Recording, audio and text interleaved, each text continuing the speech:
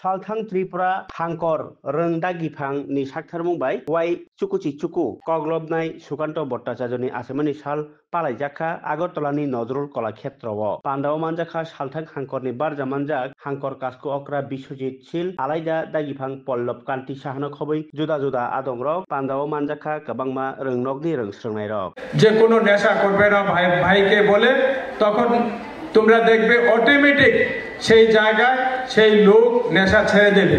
তো ছাত্রছাত্রী যারা আছে তাদের একটা বিশেষ ভূমিকা সেই জায়গায় থাকবে।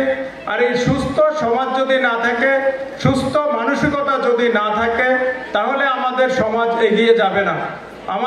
আমরা যতই উন্নত হই না কেন, আমাদের এখানে যদি নেশার প্রকোপ আমরা না কমাতে পারি, তাহলে একটা সুস্থ স্বাভাবিক সমাজ সেখানে গড়ে উঠবে না। কারণ নেশা খেয়ে সেখানে পরিবার ধ্বংস হবে, নেশা খেয়ে আবুল তাবুল কাজ হবে, খারাপ কাজ হবে, সেটা নেশার প্রভাবে হবে। তো নেশামুক্ত সমাজ যদি আমরা গঠন করতে পারি, তাহলে আমাদের মাননীয় মুখ্যমন্ত্রীর যে স্বপ্ন এক ত্রিপুরা শ্রেষ্ঠ ত্রিপুরা বানানোর, সেটা আমরা বানাতে পারবো। আরেকটা জিনিস, যদিও আমাদের এই শহর অঞ্চলে সেটা কম, আমরা দেখছি অনেক কম বয়সে সেখানে মেয়েদের বিয়ে দেওয়া হয়, ছেলেদের বিয়ে দেওয়া হয়। সেখানে ক্লাস 9, 10, 11 পড়ার পর একটা মেয়েকে সেখানে ছাত্রীকে সেখানে বিয়ে দিয়ে দেওয়া হয়। একটা ভালো পাত্র পেয়েছে, মা বাবা চিন্তা করে যে একটা ভালো পাত্র পেয়েছে, আমার মেয়েটাকে বিয়ে দিয়ে দিই। কিন্তু সরকার সেখানে আইন করে রেখেছে 18 বছরের আগে মেয়েকে বিয়ে দেওয়া যাবে না।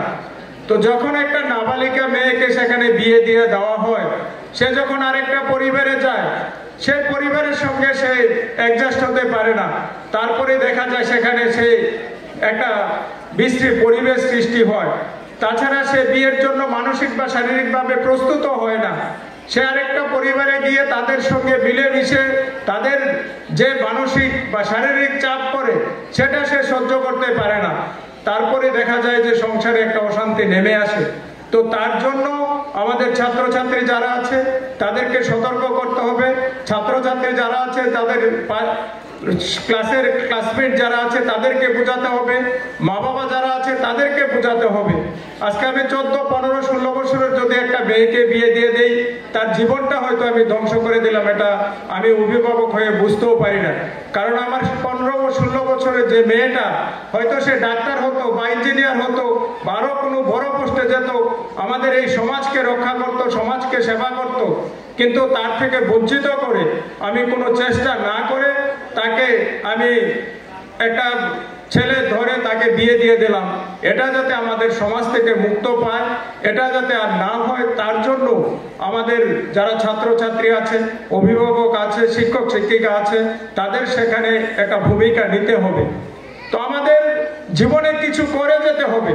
আজকে কবি সুকান্ত যদি কিছু করে না যেত, আজকে যদি উনি আমাদের কবিতা লিখে না যেত, উনি যদি সাহিত্য চর্চা না করতেন, উনি যদি কোনো কিছু না করতেন, সমাজের জন্য কাজ না করতেন, আজকে 99তম বছরে এসে আমাদের কি ওনাকে স্মরণ করার দরকার ছিল? এই সময় তো আরো অনেক লোক জন্মগ্রহণ করেছিল, অনেক লোক পৃথিবীতে এসেছিল, কিন্তু কই কারোর তো সেখানে নাম নেওয়া হচ্ছে না। তো আমি ছাত্রছাত্রীরা অনেকক্ষণ যাবৎ বসে আছে, সাংস্কৃতিক অনুষ্ঠানও শুরু হবে। আমি একটাই অনুরোধ রাখবো যে তোমরা মানুষ, আমাদের এই জীবকুলের মধ্যে শ্রেষ্ঠ জীব হচ্ছে আমাদের মানুষ কুল, মানব কুল। তো সেই কুলে যাতে আমরা এসেছি, কিছু না কিছু আমরা করে যাব, কিছু না কিছু আমরা রেখে যাব, যাতে আমাদের মৃত্যুর পরও আমাদের এলাকার লোক, আমাদের রাজ্যের লোক, আমাদের দেশের লোক আমাদিগকে স্মরণ করে, আমাদিগকে মনে রাখে। আমার পাড়ার লোক যাতে বলে যে না, এই ছাত্র জীবন থাকতে আমার এই পাড়ার ছাত্রটা, অমুকের ছেলেটা বা অমুক লোকটা এই সমাজের জন্য অনেক কিছু করেছে, পড়াশোনার পাশাপাশি সমাজসেবা করেছে, সমাজের জন্য ভালো কাজ করেছে, এলাকা একটা সুন্দর পরিবেশ সৃষ্টি করেছে। এই কথাটুকু